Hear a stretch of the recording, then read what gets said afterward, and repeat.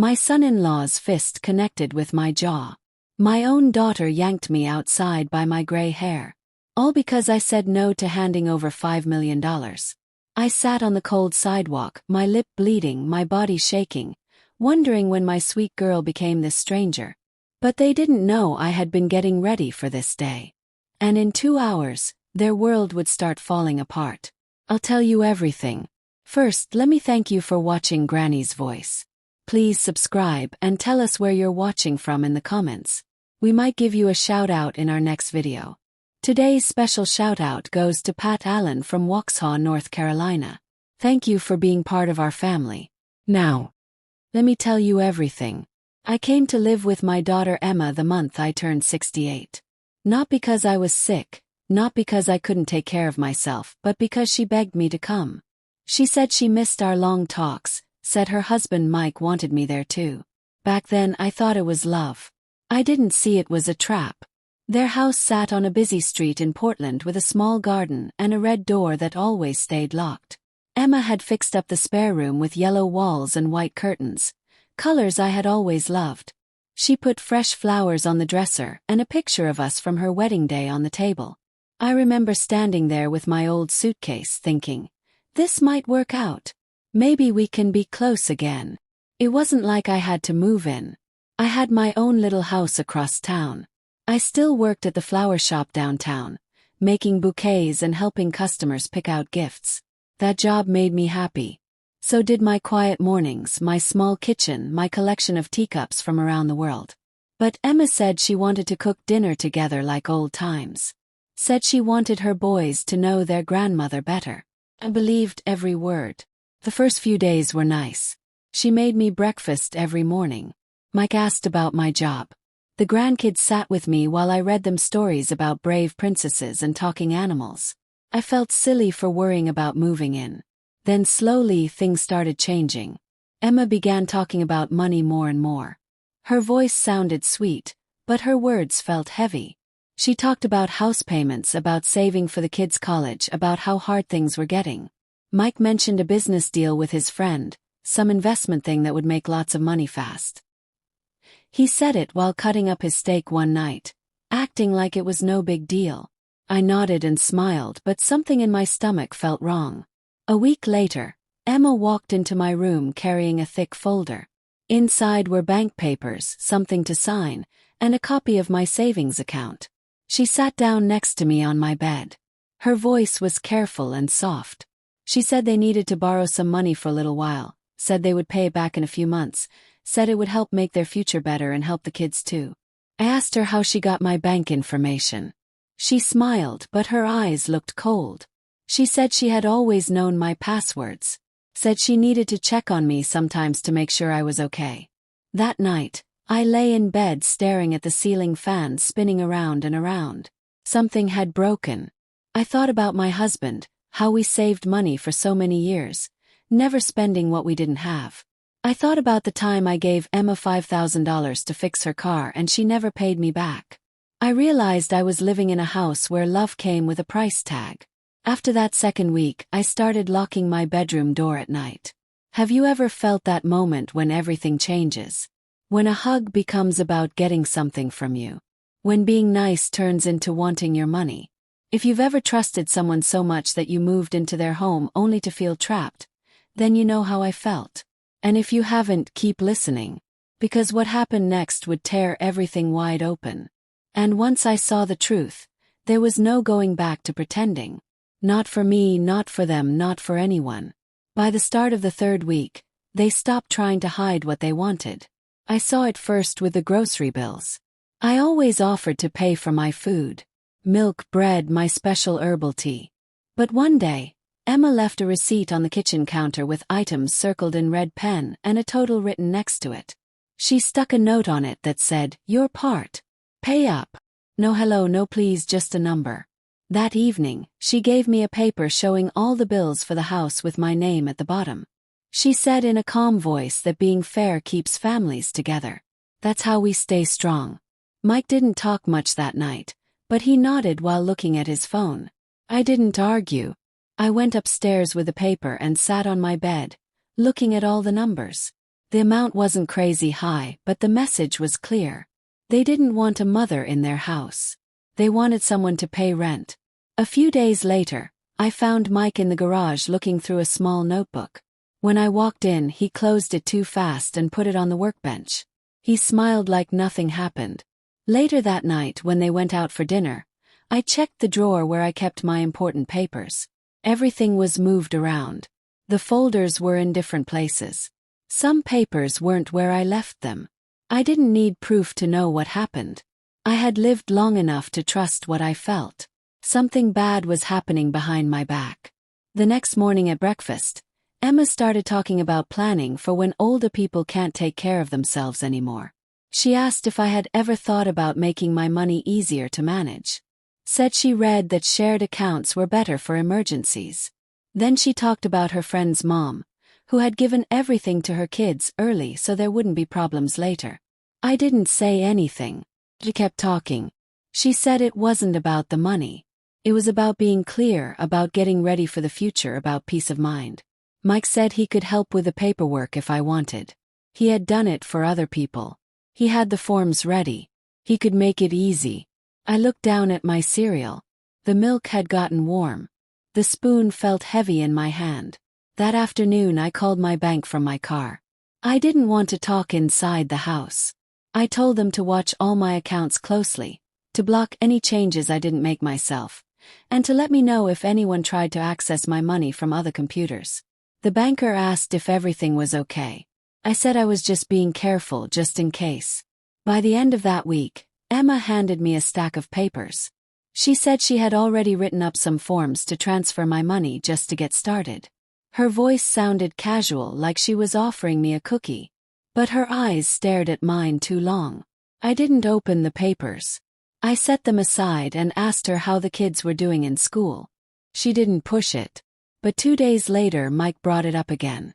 This time we were alone in the basement, and he said Emma was just trying to help, that I was lucky to have a daughter who cared so much.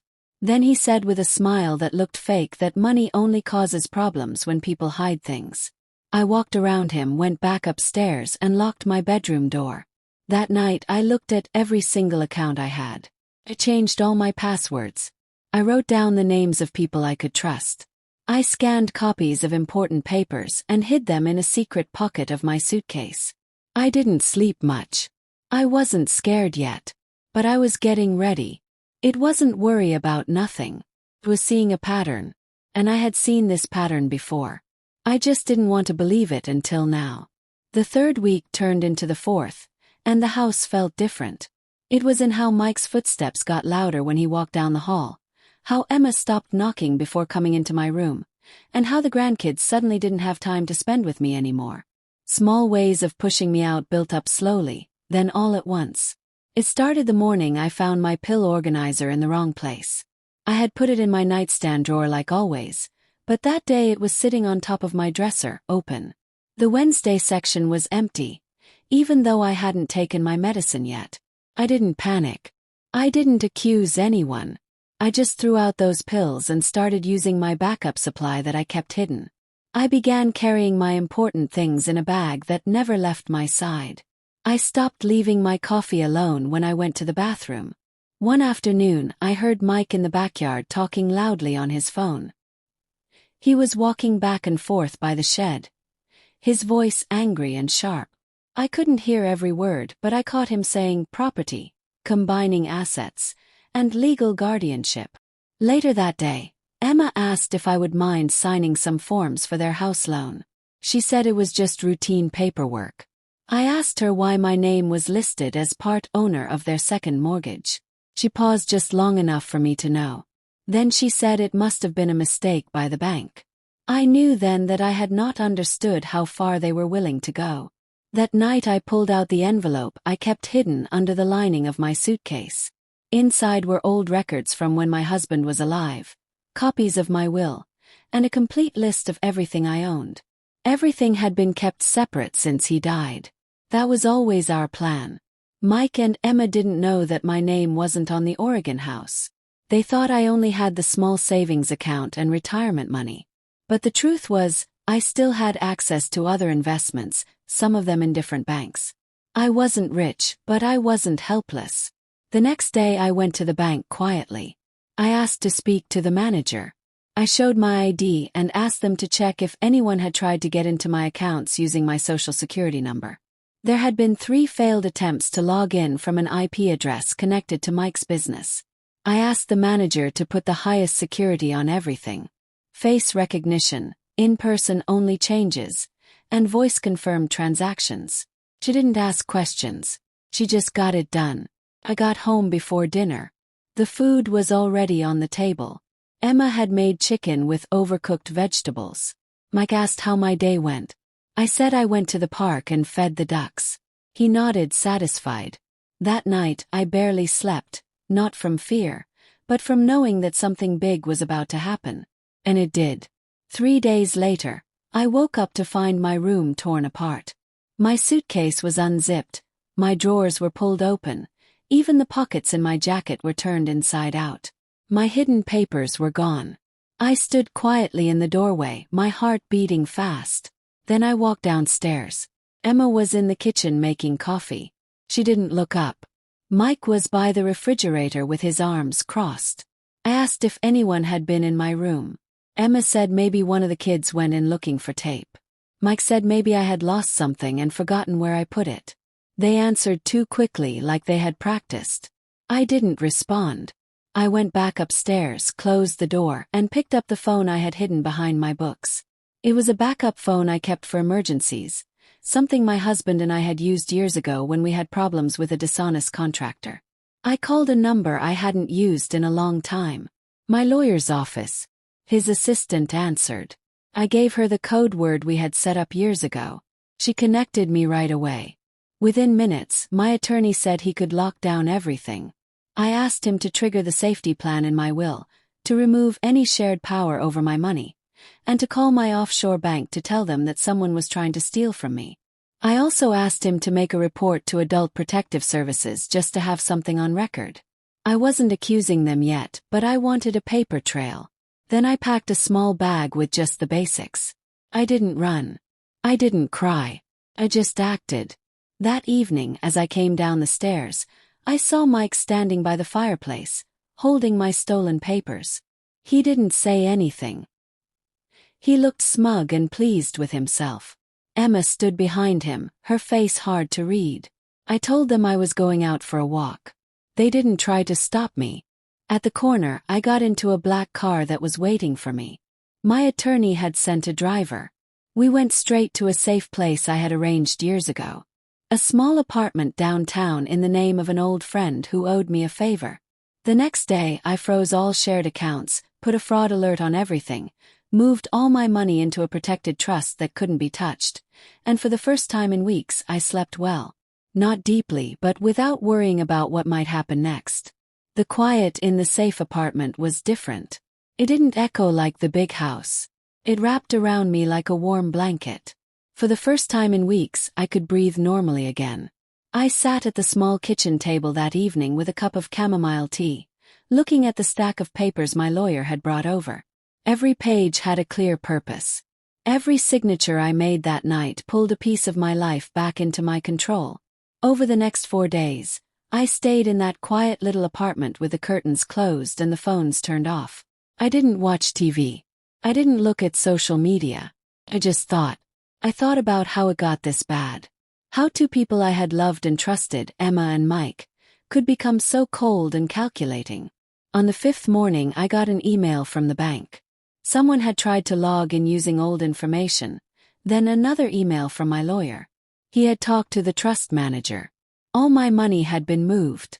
The new setup couldn't be touched, couldn't be changed, and the backup trustees I had named long ago, 2 women from my book club, both retired teachers, were now legally in charge if anything ever happened to me.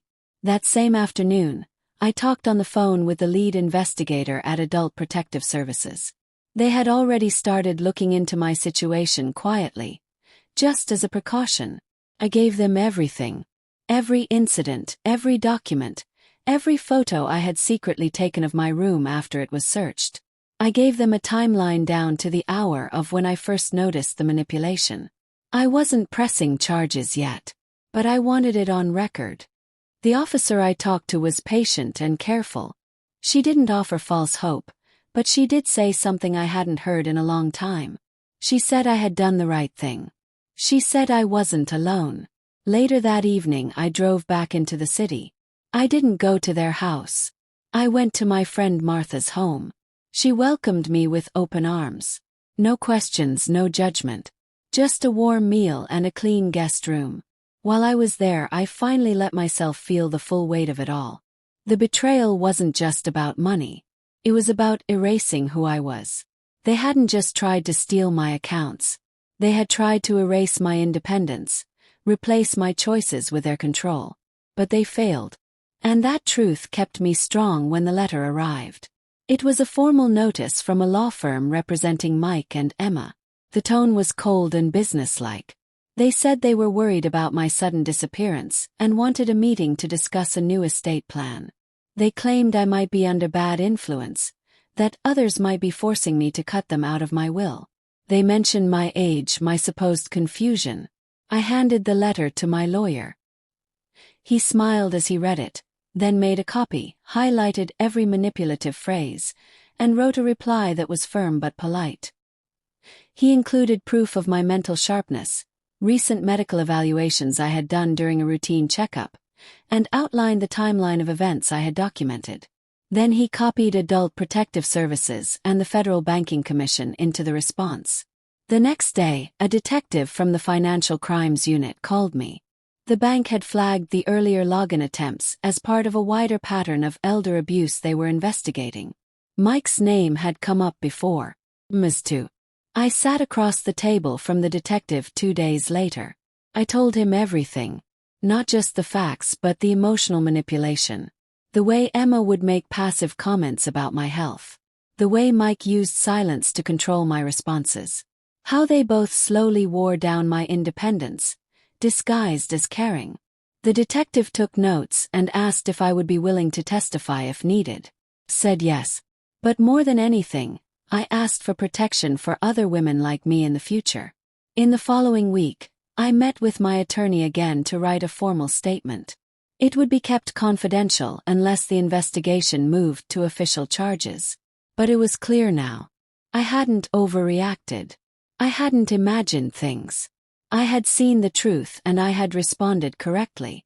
The final thing I did that week was meaningful to me. I changed the name of the charity fund I had created years ago with my late husband. Originally named after our wedding anniversary, I now called it the Eleanor Foundation after my mother, the strongest woman I ever knew.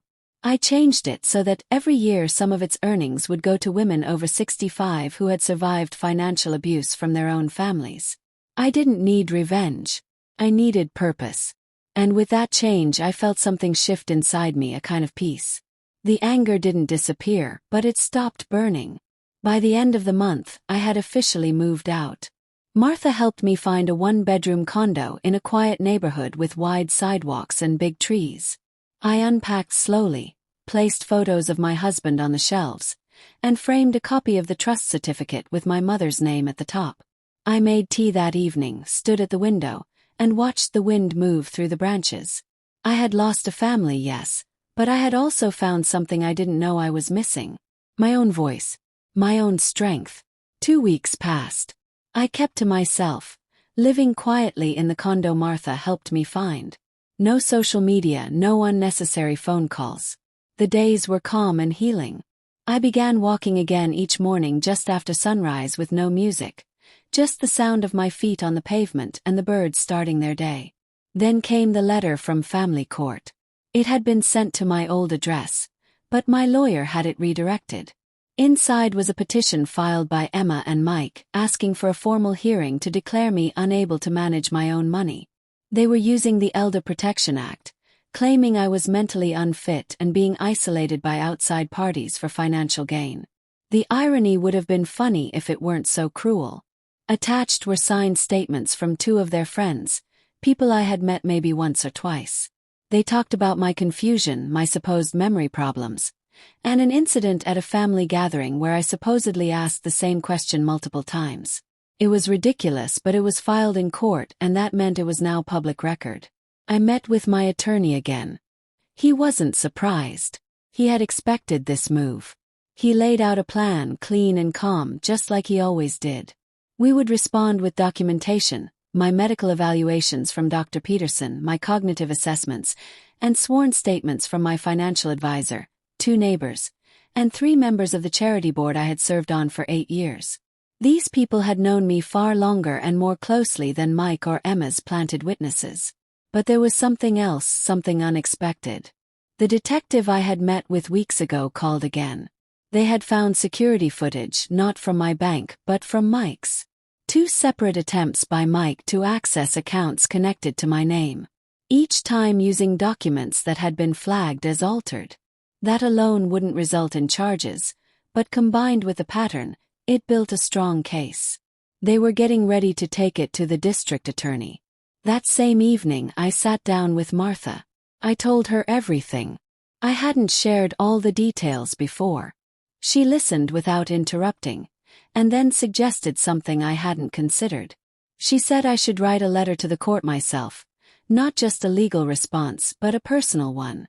She said, "Speak as a woman, not just a client. Let the judge hear your heart before they see your face." Took me a day to decide. Then I sat down with a pen and wrote by hand first. 5 pages, not just facts but feelings. I wrote about my childhood, about raising Emma, about her curiosity as a little girl, her laughter when she was young. I wrote about the moment I realized she had changed. I described the silence between us that had grown louder over the years. And I explained in simple terms that protecting myself wasn't mean. It was necessary, and it had come almost too late. My attorney typed it up for the court. It was added to our response along with all the supporting documents. The hearing was scheduled for 3 weeks later. Those 3 weeks passed with a strange stillness. Not calm but waiting. I didn't hear from Emma or Mike. Not a word. But the local newspaper picked up rumors of the court filing. It was a small city after all. People talked, old friends called. Most just left messages. I didn't call them back. Not yet. On the morning of the hearing, I wore a black suit I hadn't touched since my husband's funeral. I combed my hair neat and pinned it back. I carried no purse, only a folder with my name on it and a heart that had learned not to be afraid. Courtrooms are colder than they appear on TV. I sat next to my attorney. Mike and Emma were on the other side with their lawyer. Emma wouldn't meet my eyes. Mike did just once, then looked away. The judge entered. The hearing began. Their attorney spoke first. He painted me as disconnected, unstable, vulnerable to manipulation. He used words like isolated, withdrawn, emotionally compromised. Then he brought in their witnesses. The same 2 people from before. They spoke in vague terms, heard something from someone else, saw something once that seemed odd. Then it was our turn. My attorney presented the evaluations, the statements, the timeline. He walked through the pattern of control and coercion, then placed the letter I wrote on the record. The judge read it silently at her desk. When she looked up, she said only this: that it was rare in her courtroom to see such clarity from someone being accused of mental incapacity. The judge dismissed the petition immediately. She called the filing not just groundless, but an abuse of the legal process. She referred the matter for further investigation. We walked out without speaking to Mike or Emma. There was nothing left to say. Back home I made tea and sat on the small balcony for the first time. The sky was wide and pale blue. The air smelled like spring rain coming.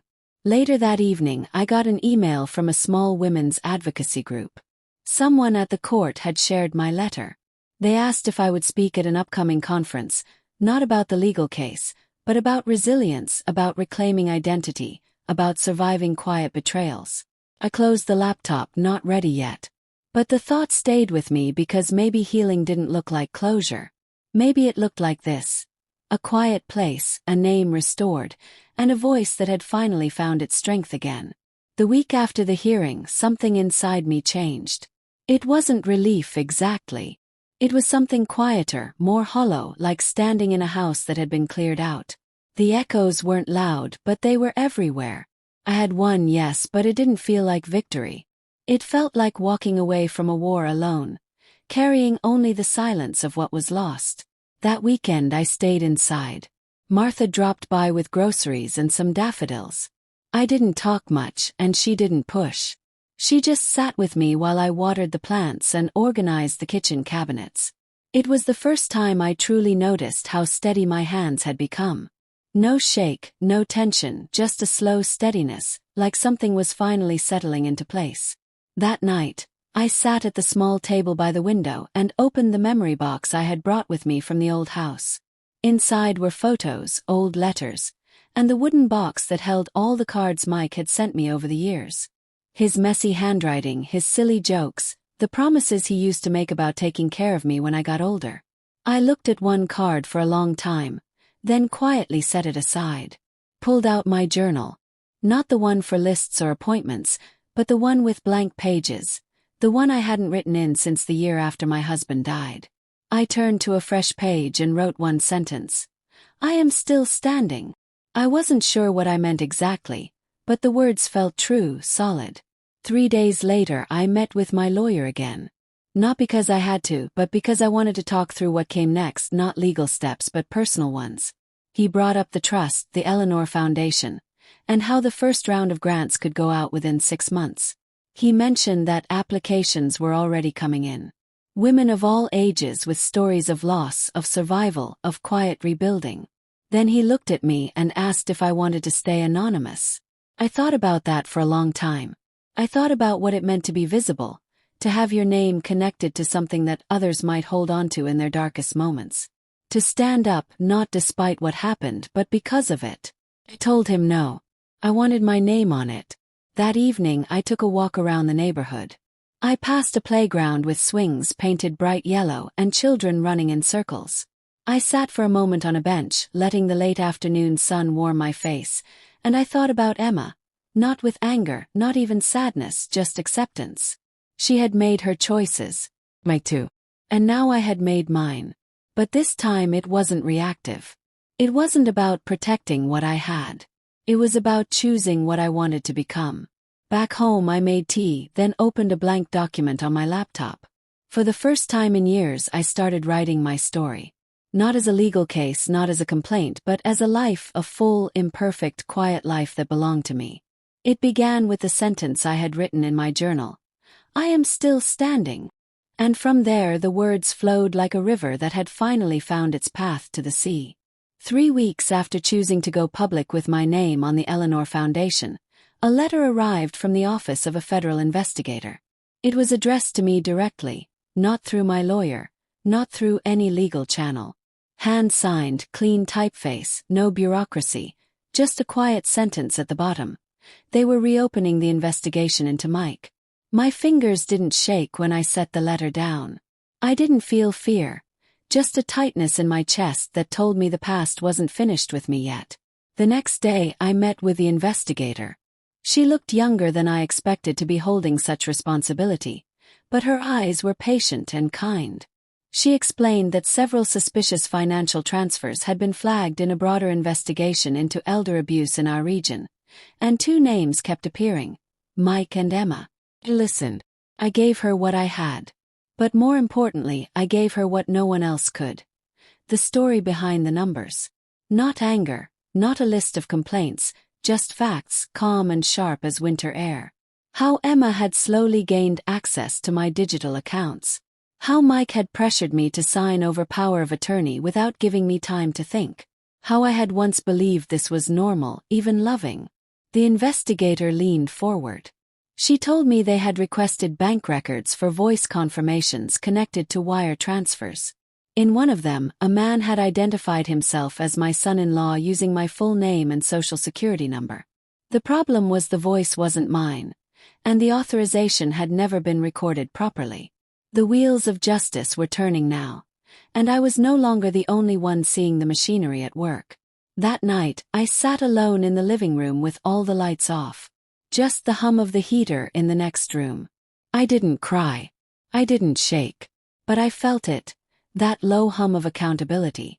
It didn't taste like revenge. Tasted like gravity, like things finally falling into their proper place.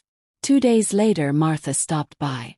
She brought a thick folder full of reports and recommendations from the board we had quietly put together for the Eleanor Foundation.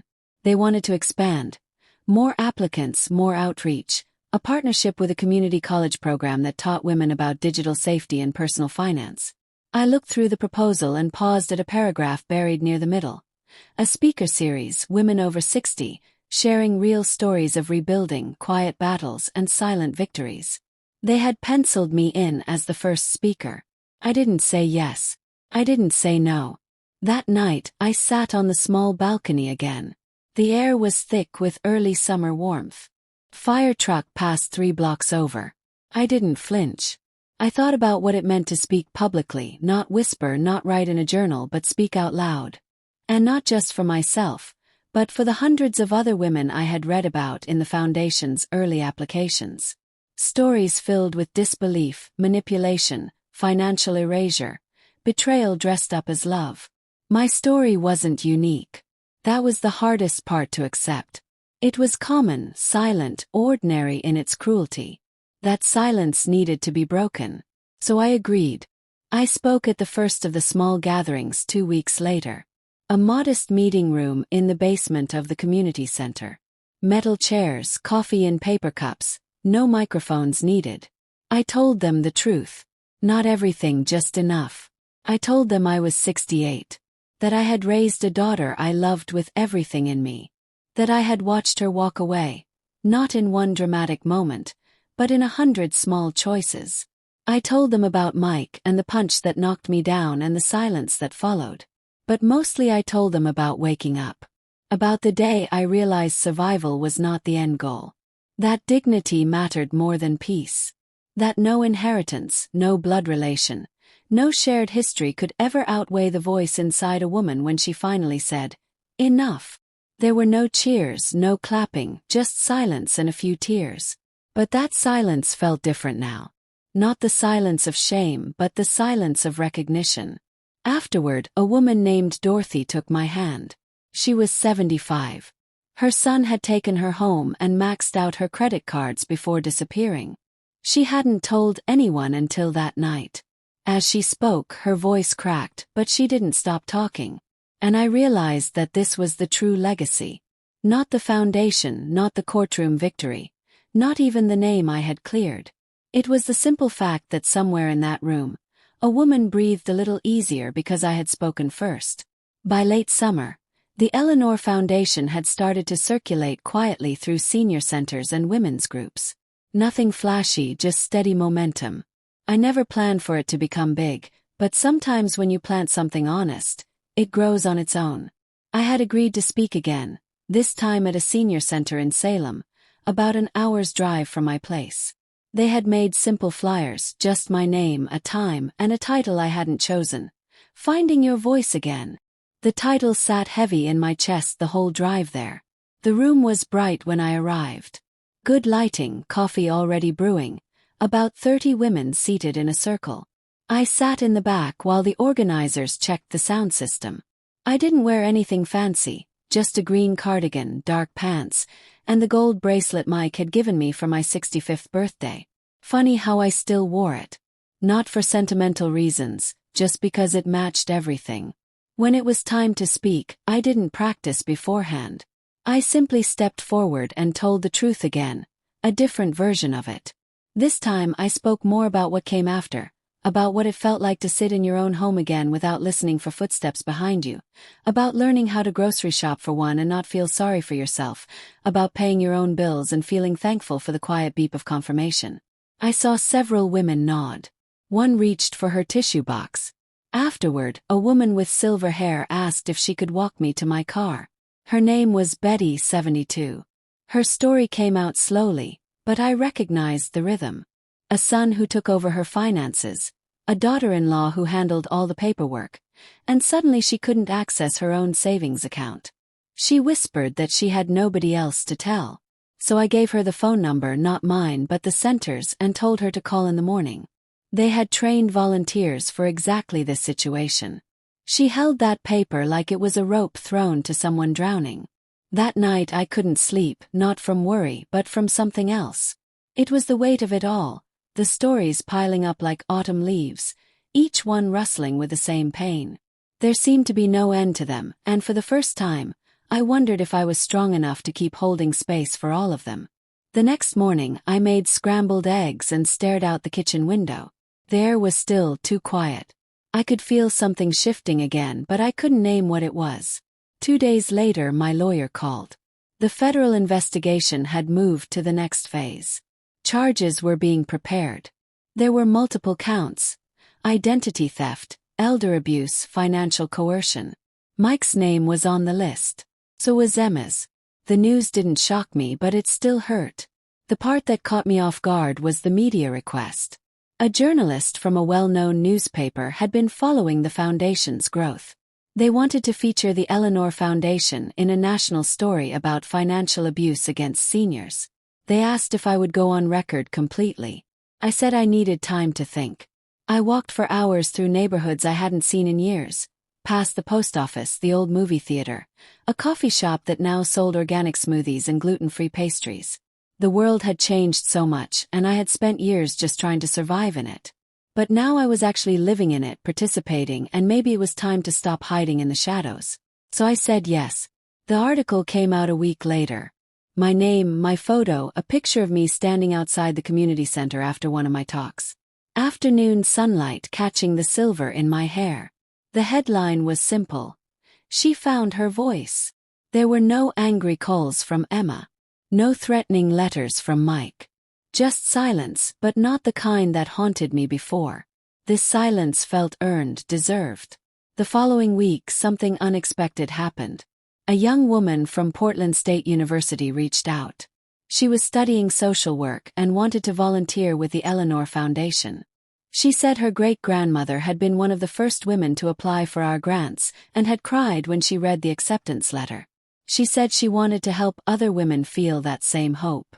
I told her yes, not just because we needed help, but because I saw something in her: continuity. Proof that what we were building wasn't about me personally. It was bigger than any one story. That afternoon, as I organized grant applications and updated our budget spreadsheet, I realized something important. I hadn't thought about Mike or Emma in hours. Not from fear, not from pain, just hadn't thought of them at all. They had finally stopped living rent-free in my head. And that, more than any court decision or newspaper headline, felt like the real victory. The day the second letter arrived, I had just returned from the farmer's market with fresh tomatoes and a bunch of sunflowers. I saw the envelope sitting on my doorstep, thick and cream-colored. No return address, just my name written in sharp, careful handwriting. I knew that penmanship. It was Emma's. My hands didn't tremble. I just opened it right there on the porch. Inside was a single page, handwritten. It wasn't long, maybe 4 sentences total. She said she'd heard about the Eleanor Foundation, that she'd seen my picture in the newspaper article, and that Mike had told her they had made serious mistakes. She said she wanted to meet for lunch, just a quiet meal, just to talk things through. She had included a restaurant name, a place downtown I hadn't been to in years, not far from the courthouse actually. The suggested time was casual, Saturday at noon. I folded the letter and went inside to make iced tea. I didn't need time to decide. I wasn't going, but I didn't tear up the letter either. I placed it on my kitchen counter and let it sit there for 3 full days, untouched next to the fruit bowl. I suppose I wanted to understand why I wasn't angry anymore. Why the invitation didn't hurt, why the quiet inside me felt so solid and sure. By Saturday morning, I had completely forgotten about the letter. It wasn't until the sun began to set and I noticed the light outside shift to that strange golden color that I remembered. Noon had come and gone. And then at 6:30 my phone rang. Unknown number. I let it go to voicemail. Then it rang again and again. Finally I answered. It was a doctor from the emergency room at St. Mary's Hospital. Emma had been brought in with severe chest pains, mild heart attack, but enough to require immediate treatment. They had found my number listed as her emergency contact. She had written my name down. I sat on the edge of my couch, phone pressed to my ear. I could hear voices in the background, machines beeping steadily, and for a moment the air around me seemed to thin out. I asked the doctor if she was going to be okay. He said yes, stable condition. Then he paused and said Emma had been asking for me. Said she was alone and scared. I didn't answer right away. I looked down at my hands, at the veins showing through pale skin, the age spots that never used to be there. I thought of the woman who had hit me with her fists, who had thrown me out of her house, who had made me feel invisible and worthless.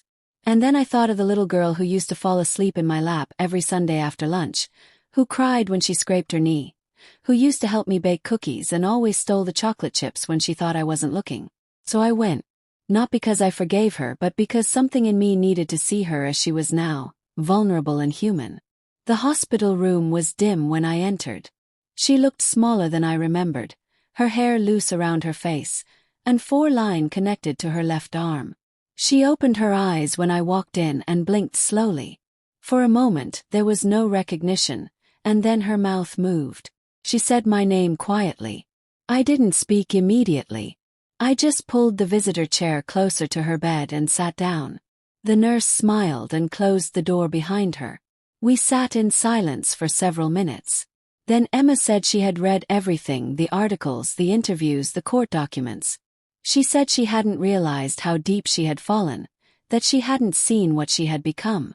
She said Mike was the one who kept pushing harder, that she just wanted to secure what they had built together. I listened without responding. Then she asked something I didn't expect. She asked if I had created the Eleanor Foundation to send her a message. I shook my head slowly. I told her it was never about getting back at anyone. It was about learning to breathe again. Her eyes filled with tears, but she didn't cry. She said she couldn't take back what she had done, but she wanted to try to start over. Not as mother and daughter, not with any labels, just as 2 people who had once shared something real and true. I stood up then, not quickly, just deliberately. I told her I didn't hate her, but I also told her I didn't belong to her anymore, that my peace didn't depend on her apology or her regret. And then I walked out of that room. Outside, the sky had turned deep purple. The hospital parking lot buzzed with evening activity. I took a deep breath, not relief exactly, something deeper than that. I had just looked into the eyes of the woman who had once tried to destroy me, and she no longer held any power over my life. That night I made vegetable soup, not because I was hungry, but because I wanted to taste something warm and nourishing. I lit a small candle, not for any ceremony, just for the gentle flickering light. And for the first time in many years, I slept through the entire night without waking up once. The morning after my visit to the hospital, I made a stronger cup of coffee than usual, the kind that wakes you up completely. I stood by my kitchen window, watching the mail carrier walk his route like clockwork, his bag bouncing with steady rhythm. But that day he didn't just pass by my house. He came up the walkway and handed me an envelope personally. It was from the United States Attorney's Office. I closed the door and sat down at my table before opening it. My fingers moved with calm purpose, but inside my heart was preparing itself, not with fear, but with readiness for whatever came next. The letter confirmed what I had quietly hoped would happen. Federal charges were being filed against Mike. Wire fraud, coercion, financial abuse of an elder person. It listed dates, court filings, witness testimonies, and my name appeared several times, not as a victim, but as a key witness who had helped build the case. There had been an anonymous tip submitted to the FBI 4 months earlier. The investigation had revealed enough evidence to support a broader inquiry. Apparently, I was not the only person Mike had tried to manipulate and steal from. The truth was finally coming to light. But here's the part one didn't expect at all. The anonymous tip had come from Emma herself. The same woman who had looked at me with empty eyes just days earlier. The same woman who had dragged me out of her house by my hair. I read that paragraph again slowly, carefully. The reality sank in with the weight of cold stone. She had turned him in quietly. Months before the lunch invitation, before the hospital visit, before any of this recent contact. She had done it completely alone. I didn't know if it was guilt or fear or something else entirely driving her decision. Maybe it didn't matter what her reasons were. What mattered was that she had torn down the very structure she had helped build. I set the letter down and looked at the stack of gardening magazines by the window. Fall was approaching. The soil would be ready for planting bulbs soon. I thought of the daffodils I might try again this year, bright yellow against the dark earth. A week later, a federal agent showed up at my door. She wore regular clothes, but the badge in her wallet was definitely real. She said my testimony would help move the case forward more quickly. Said Mike had already been contacted for official questioning, that his attitude had changed dramatically the moment he realized Emma had cooperated with authorities. There was no arrest yet, but I could see the path of consequences beginning to form. When the agent left, I sat in complete silence for almost an hour. I didn't call anyone, didn't text. I simply walked through my small apartment slowly, touching familiar objects, the smooth surface of my dining table, the wooden handles of kitchen drawers, the bookshelf that held my favorite novels. These were the things that supported me, the ones they never managed to touch, the parts they never succeeded in stealing. That night, I sat in my living room and turned on the radio, not to listen to any particular program, but to hear friendly voices filling the space.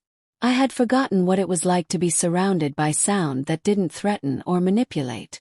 Then I reached for the notebook I had been keeping in the small drawer of my coffee table, the one I started writing in the week after I left their house for good.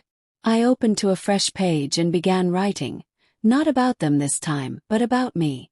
About the parts of myself I had rediscovered. My backbone, my quiet strength, my heartbeat in the early morning hours when I walked barefoot through my apartment and felt no fear. The slow unfurling of self-respect after being buried for years under someone else's definition of family loyalty. I didn't need justice to look like handcuffs and sirens. I just needed them to understand that I had survived their betrayal, and I had done it without asking for their permission. When the phone rang later that evening, I let it go to voicemail again. It was Emma. Her voice was barely above a whisper. She said Mike had left their house that afternoon, that federal agents had visited earlier in the day, that he had packed 2 suitcases and driven away without saying goodbye. She said she didn't know where he went or if he was coming back.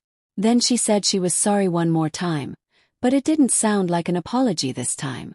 It sounded like someone finally exhaling after holding their breath for years. I didn't return the call. Instead, I stood up, walked outside onto my small balcony, and breathed in the evening air.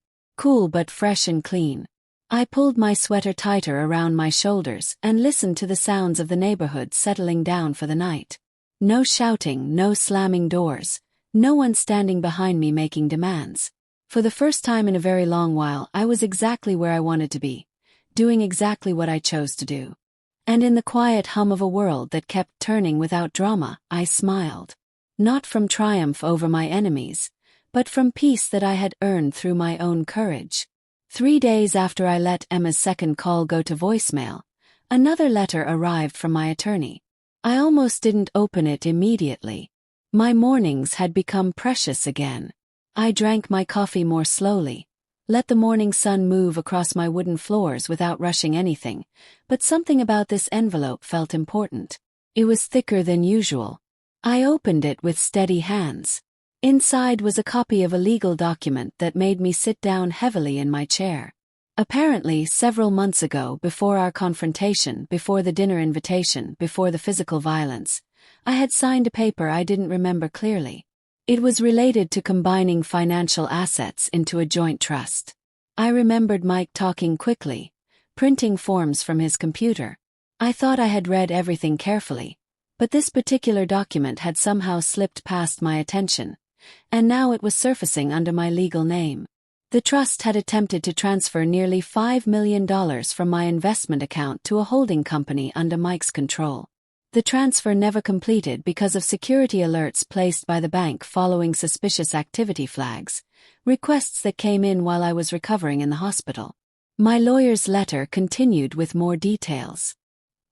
He had decided to cross-reference all the records, and in doing so had discovered something else entirely disturbing.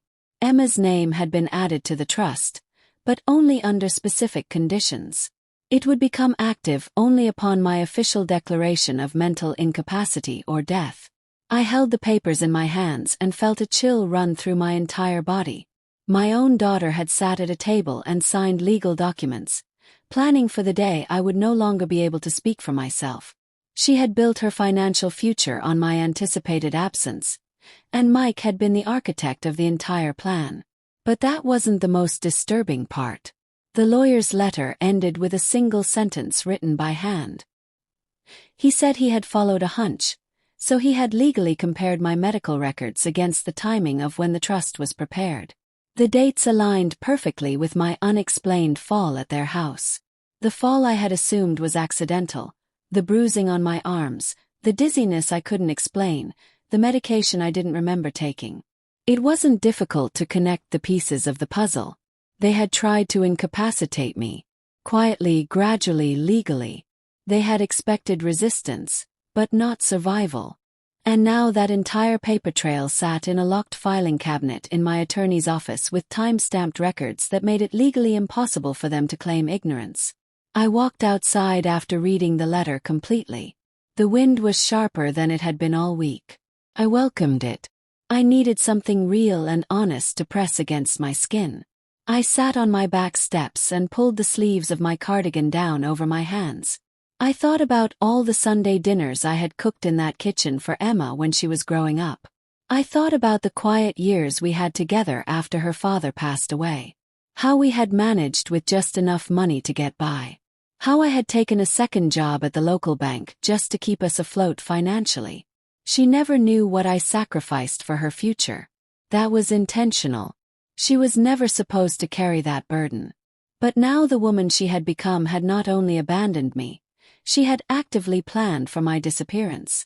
She had signed her name to documents that treated my life like a business transaction. And Mike, he had orchestrated the entire scheme like a chess game, calculated and cold, believing I would never discover the moves he was making. He had underestimated the one thing that truly mattered. I had survived worse betrayals than this. The chapter of my life that included Emma and Mike was finally closing, but not with screaming, not with courtroom theatrics, just a woman on her back porch holding her coffee cup tighter, her pulse steadier than it had been in months, and her dignity completely restored. Because survival isn't loud or dramatic. It's quiet and powerful and absolutely final. It was a Friday morning when I walked into the federal courthouse alone. No special outfit, no jewelry, no hurry. The legal documents had already been processed. My attorney had handled all the procedural work. But I came anyway to witness it, to stand on the cold marble floors and watch a chapter of my life officially close itself. The court clerk looked up from her computer, recognized my name from the case files, and nodded respectfully. The nullification of the fraudulent trust was approved in the judge's chambers. The frozen funds were returned to my control. The invalid power of attorney was legally voided, and my name, my complete legal identity, was restored as the sole authority over my own life. It didn't come with celebration. No one applauded. But something deep inside my chest released for the first time in many months. Outside the courthouse, I sat on a bench across from the main steps. The sun felt warmer than it had in weeks, more genuine somehow. I had brought a small thermos of herbal tea with me. I sipped it slowly, feeling the warmth spread through my body, calming and strengthening me. A woman walked by, younger than me, with a small child in a stroller. We made brief eye contact. I gave her a gentle smile, and for just a moment, it felt like she understood something. Not the whole complicated story, just the weight of surviving something difficult and still being able to stand. When I got home, I didn't go straight inside my apartment. I walked around to the small garden area and stood at the old potting table I had set up in the corner. My hands were itching to work in the soil, to plant something living back into the earth. That afternoon, I planted 4 rows of tulip bulbs, red and yellow varieties. Hardy little flowers. They don't look impressive at first, but they push through frozen ground. They return to life even after winter tries to erase them completely. A week later, Mike called my number. I let it ring without answering. He left a voicemail message. His voice was quieter than usual, less confident. He said he was sorry for everything that had happened. Said Emma wanted to have a conversation with me. Said they had both made terrible mistakes and wanted to make things right. I deleted the message without finishing it. A few days after that, an envelope arrived with no return address, just my name written on the front. Inside was an old photograph. Emma as a teenager, holding her first baby, smiling at the camera.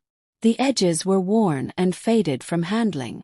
I held it for several minutes, studying her young face. I didn't cry, but I didn't throw it in the trash either. I placed it carefully in the drawer of my desk, the one I don't open very often, the one where I keep things that once mattered but no longer define who I am. I'm not angry anymore, not exactly. There's a different kind of silence now, a cleaner type of quiet. Not emptiness, more like clarity. Like a room that has finally been cleaned of echoes that don't belong there anymore. And I've discovered something valuable in that silence. Genuine peace. Not the kind that comes from seeing your enemies punished, but the kind that comes from knowing you chose to save yourself, that you reclaimed your voice, your space, your rightful place in the world. I no longer live in reaction to what they did to me. I live in response to who I've chosen to become. If this story reminded you of someone who once tried to silence your worth or steal your independence, I hope you know it is never too late to take your life back into your own hands. Have you ever walked away from people you loved deeply in order to protect the part of yourself they kept trying to erase? Your story has value too. Share it in the comments below if you feel comfortable, or just know that you're not walking this path alone. There are more of us out there than you might think. 6 months later, I received an invitation that changed everything. The Eleanor Foundation had grown beyond anything I had imagined. We were now partnering with 3 universities and 2 major hospitals to create educational programs about financial abuse prevention. The invitation was to speak at a national conference on elder rights, not just to a small group in a community center basement, but to an audience of social workers, attorneys, and policymakers who could actually change laws and protect people. I held the invitation in my hands and felt something I hadn't experienced in years. The power to make a real difference. Not just for myself, not just for the women in my support groups, but for thousands of people I would never meet. The speech I gave that day wasn't about revenge or anger. It was about recognition. I told them that financial abuse within families isn't rare or unusual. It's common and quiet and devastating. I told them that the victims aren't weak or stupid. They're often the strongest people you know, who have survived so much that they don't recognize betrayal when it comes dressed up as love. I told them that the solution isn't just better laws, though we need those. The solution is believing people when they tell us something is wrong, even when the person hurting them is someone they once trusted completely. The applause when I finished wasn't polite conference applause. It was the sound of people who finally understood something important. After the conference, 3 different states contacted me about consulting on new legislation. 2 documentary filmmakers wanted to tell my story. A publisher asked if I would consider writing a book. I said yes to the legal consulting. I said maybe to the book. I said no to the documentaries. Some stories are meant to be shared, but not everything needs to be entertainment. That evening, I sat in my hotel room looking out at a city I had never seen before, feeling proud of something for the first time in years. Not proud of surviving, though that mattered. Proud of choosing to use my survival to help other people find their own strength. The phone rang. It was Martha calling to congratulate me. She had watched the live stream of my speech. She said something that stayed with me. You didn't just get your life back. You made your life bigger. A year later, the Eleanor Foundation had its first annual gala. Nothing fancy, just a dinner in the community center where I had given my first speech. We honored 25 women who had rebuilt their lives after financial abuse. We celebrated the passage of new laws in 4 states that made it harder for family members to steal from elderly relatives. We announced scholarship programs and legal aid partnerships. But the moment that mattered most to me was when Dorothy, the woman who had approached me after my very first talk, stood up to speak. She told the room that 18 months earlier, she had been homeless and hopeless, living in her car because her own son had stolen her house and maxed out her credit cards. She said hearing my story had given her the courage to fight back, to seek legal help, to rebuild. Now she had her own apartment, a part-time job she loved, and most importantly, she had her voice back. She looked directly at me and said, "Thank you for going first." That night, I went home to my little apartment and sat at my kitchen table with a cup of tea. I opened my journal to a fresh page and wrote, "This is what healing looks like. Not just surviving what tried to break you, but using that strength to make sure others don't have to break the same way." The last time I saw Emma was completely by accident. I was at the grocery store reaching for apples when I heard someone say my name. I turned around and there she was, looking older, wearing clothes I didn't recognize. We stared at each other for a moment. She started to say something, then stopped. I didn't feel anger or sadness. I felt nothing, which was somehow the most peaceful feeling of all. She asked how I was doing. I said I was well. She said she had heard about my work with the foundation. I nodded. She said she was proud of me. I thanked her politely, the way you would thank a stranger for holding a door open. Then I took my apples and walked away. I didn't look back. Outside in the parking lot, I sat in my car for a moment, checking how I felt. Still peaceful. Still clear. The woman who had once held so much power over my emotions was now just another person in a grocery store. Someone I used to know. 2 years later, I published my book. Still Standing. A Guide to Surviving Family Financial Abuse. It wasn't a bestseller, but it didn't need to be. It reached the people who needed to read it. I got letters from women all over the country, thanking me for putting words to their experiences, for showing them that survival was possible, that dignity could be reclaimed. The Eleanor Foundation expanded to 12 states. We helped establish legal clinics, support groups, and emergency funds for people escaping financial abuse. But more than any of that, we helped people understand that they weren't alone, that their stories mattered, that their voices deserved to be heard. On my 72nd birthday, I had a small party. Just Martha, a few women from the foundation, my lawyer who had become a friend, and Dorothy, who now helped run our support groups. We ate cake and laughed about silly things. No one mentioned Emma or Mike. They had become irrelevant to my story. Footnotes in a chapter 1 had already closed. As everyone was leaving, Martha handed me an envelope. Inside was a newspaper clipping. A small article about Mike being sentenced to 3 years in federal prison for elder financial abuse. He had been caught trying to run the same scheme on an 84-year-old widow in California. She had been smarter than he expected. She had reported him immediately. I read the article once, folded it neatly, and threw it away. His punishment wasn't my victory.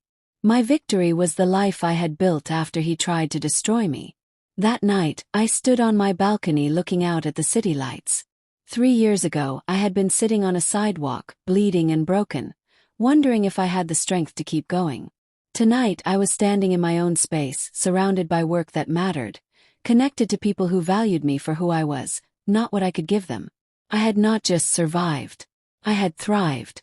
And that, I realized, was the real ending to this story.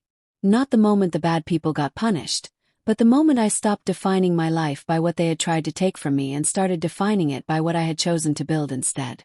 If you're sitting somewhere right now feeling broken by someone who was supposed to love you, please remember this. Their betrayal is not the end of your story. It's just the end of the chapter where you let them write your ending. Your real story, the one where you remember who you are and what you're worth, that story is just beginning.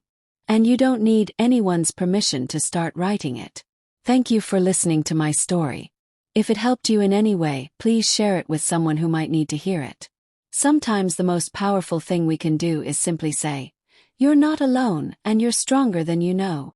Until next time, this is Granny's voice, reminding you that it's never too late to stand up for yourself, and it's never too late to start over. Take care of yourselves and remember, you are still standing, and that matters more than you know.